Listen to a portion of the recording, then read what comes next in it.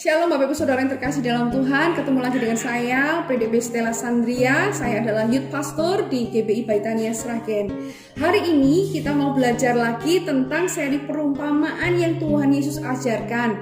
Dan hari ini kita belajar tentang perumpamaan harta yang terpendam dan mutiara yang berharga. Saya percaya kita semua akan mendapatkan berkat untuk pelajaran hari ini. Mari saudara buka Alkitab saudara, kita akan baca bersama-sama di Matius 13 ayat yang ke-44 sampai dengan 46. Saya akan bacakan untuk saudara.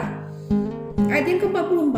Hal kerajaan surga itu seumpama harta yang terpendam di ladang, yang ditemukan orang lalu dipendamkannya lagi.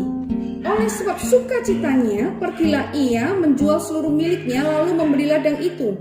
Demikian pula hal kerajaan surga itu seumpama seorang pedagang yang mencari mutiara yang indah.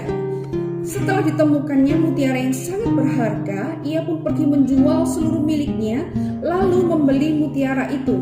Nah, saudara, kalau kita belajar mengenai kerajaan surga atau kerajaan Allah, itu adalah sebuah pemerintahan yang tidak hanya akan terjadi, tidak hanya ada di masa mendatang, tetapi kerajaan Allah maupun kerajaan surga itu ada juga di masa di mana kita hidup sekarang ini, di dunia ini. Nah, saudara, kerajaan Allah ataupun kerajaan surga itu adalah di mana Allah yang memerintah dengan menggunakan seluruh prinsip-prinsipnya, semua hukum-hukumnya, semua peraturannya dan ketetapannya. Dan kita sebagai warga negaranya, kita harus mau mengikutinya semua. Dan juga saudara, jangan lupa ada berkat-berkat di dalam kerajaan Allah yang terkandung di dalamnya yang disediakan untuk kita. Dan saudara, kita ini sebagai anak Allah, kita sebagai warga negaranya, kita harus bisa mengikuti ketetapan-ketetapan yang Allah berikan dalam hidup kita. Nah, disitulah perlu kita mau belajar bagaimana prinsip-prinsip mengikut Allah, mengikut Yesus, prinsipnya di dalam kebenarannya. Nah, saat ini saudara, di dalam seri perumpamaan ini, di mana harta terpendam dan mutiara yang berharga ini, saya temukan begini saudara, bahwa kerajaan Allah itu adalah sesuatu yang berharga.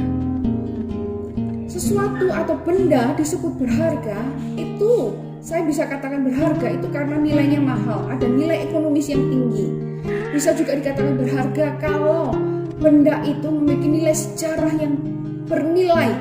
Misalnya naskah kemerdekaan kita atau barang-barang antik, itu nilainya mahal saudara. Dan juga benda itu kalau disebut berharga itu karena prestisnya tinggi. Nah, kerajaan Allah bukan hanya nilainya atau harganya mahal atau prestisnya tinggi atau punya nilai sejarah yang luar biasa saudara, tetapi saya dapatkan saudara, paling tidak ada 6 hal yang membuat kerajaan surga itu disebut sangat berharga. Saya mau belajar, kita semua juga mau belajar hari ini saudara, 6 hal ini saudara, bagaimana hal-hal itu membuat kerajaan Allah menjadi berharga, menjadi mahal, menjadi bernilai dalam hidup kita. Yang pertama saudara, kerajaan surga disebut punya nilai yang sangat berharga karena ada karya penebusan. Dan saya percaya kita semua anak-anak Tuhan, kita sudah menikmati penebusan yang disediakan oleh Kristus bagi kita. Dia sudah mencurahkan darahnya yang mahal untuk menebus dosa saudara dan saya. Nah saudara, hal yang kedua yang membuat kerajaan surga itu bernilai tinggi, berharga, ada di mana di sana ada penyediaan. Di dalam kerajaan Allah, Allah itu menyediakan segala sesuatu untuk apapun yang kita perlukan, yang kita butuhkan saudara. Percayai saudara, di masa-masa sekarang, saat saudara mengalami kesulitan, percayai bahwa saudara punya Allah yang bertanggung jawab memelihara umatnya. Nah, yang ketiga saudara, yang membuat kerajaan Allah itu begitu berharga, yaitu karena ada perlindungan yang Allah sediakan untuk umatnya, untuk warga negaranya. Saudara, kemanapun saudara pergi, dimanapun saudara berada, percayai bahwa Allah melindungi, menjaga saudara. Di masa seperti sekarang ini saudara, COVID ada di mana-mana, virus ada di mana-mana. Kita harus yakin, kita harus punya iman bahwa Allah melindungi kita, bahwa Allah menyediakan perlindungan untuk hidup kita. Nah, itu yang ketiga. Kemudian yang keempat saudara, apa yang membuat kerajaan Allah itu begitu berharga? Karena di dalam kerajaan kerajaan Allah itu ada janji-janji yang Allah sediakan untuk hidup saudara dan saya. Ada kurang lebih 365 janji yang Allah sediakan. Artinya apa saudara? Bahwa setiap hari paling tidak saudara ada satu janji yang bisa menjaga, mengawal hidup saudara, memberkati hidup saudara. Saudara, hari ini mungkin saudara sedang mengalami kesulitan ekonomi, mungkin saudara sedang mengalami keterpurukan, saudara mungkin sedang mengalami masalah dalam keluarga saudara, dalam rumah tangga saudara. Percayai bahwa ada janji-janji Allah yang disediakan untuk menjadi solusi hidup saudara. Dan saudara harus yakin bahwa Allah adalah Allah yang tidak pernah ingkar janji. Itu yang keempat saudara. Kemudian yang kelima, mengapa kerajaan surga itu begitu berharga? Ada hikmat dan pengetahuan yang disingkapkan di dalam kerajaannya. Saudara, di dalam ekonomi yang luar biasa sekarang ini saudara, persaingan begitu ketat. Saudara, dalam kehidupan yang begitu berat, kita perlu hikmat Tuhan. Kita perlu pengetahuan yang datangnya dari Allah untuk kita bisa menjadi orang-orang, anak-anak Allah yang excellent di dalam persaingan di dunia ini. Dan dalam kerajaannya itu disediakan bagi saudara dan saya. Kemudian saudara, itu yang kelima. Tadi yang pertama apa saudara? Saya ulang ya. Yang pertama, mengapa kerajaan Allah itu disebut berharga? Karena ada penebusan di sana. Kemudian yang kedua, ada penyediaan yang Allah sediakan untuk hidup saudara dan saya, untuk memelihara kita semua.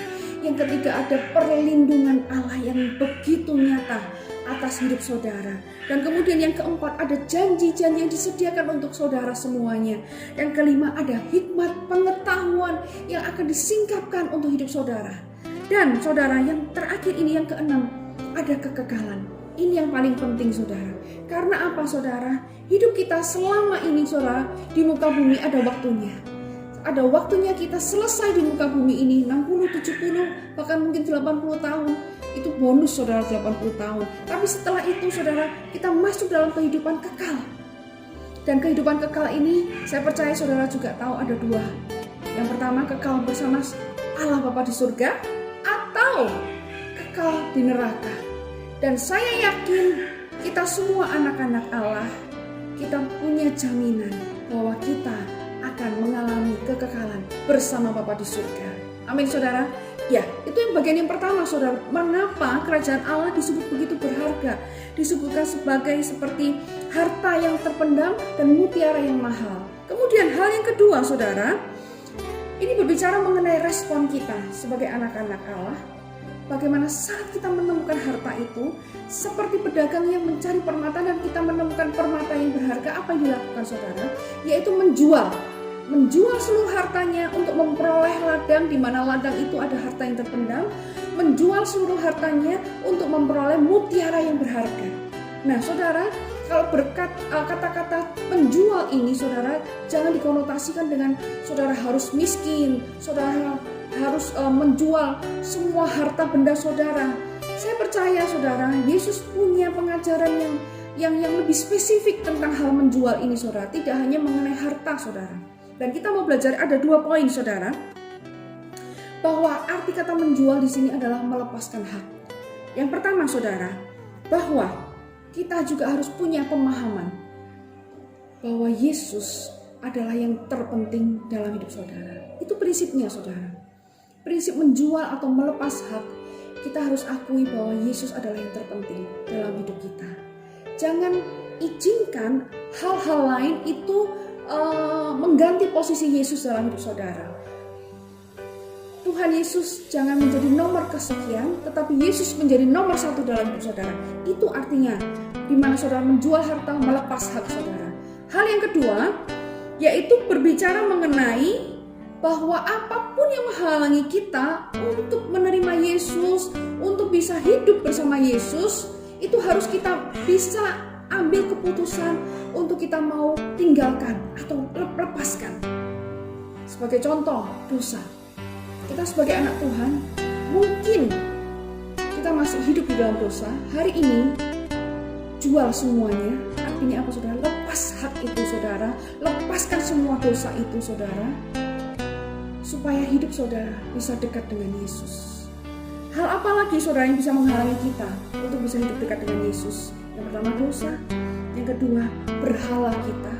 Berhala tidak berbicara hanya tentang penyembahan berhala kepada dewa-dewa atau patung-patung. Tidak hanya berbicara mengenai itu, tetapi berhala itu juga bisa berbicara mengenai hobi kita, bisa berbicara mengenai keluarga kita yang menjadi nomor satu dibandingkan kepada Yesus.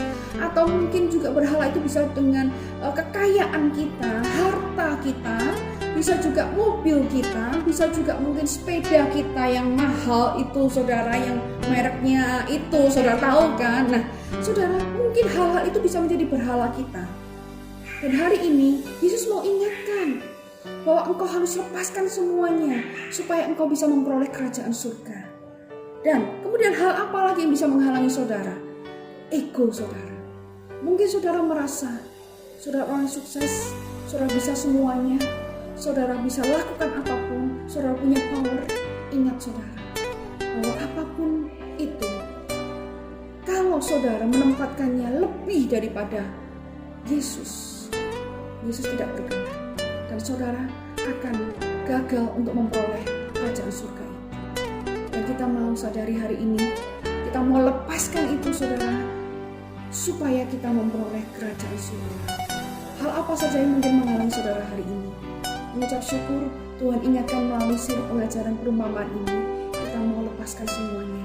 Karena Yesuslah yang terpenting, Yesuslah harta saudara yang paling berharga, dan kerajaan surga itu punya segala hal yang saudara butuhkan untuk hidup di muka bumi ini. Penebusannya, perlindungannya, penyediaan atau pemeliharaannya, janji-janjinya, dan kekekalan pun disediakan untuk saudara dan saya. Terima kasih saudara sudah bisa mengikuti seri keempat ini. Kita jumpa lagi di seri-seri berikutnya, dan saya berdoa saudara semua diberkati Tuhan. God bless you.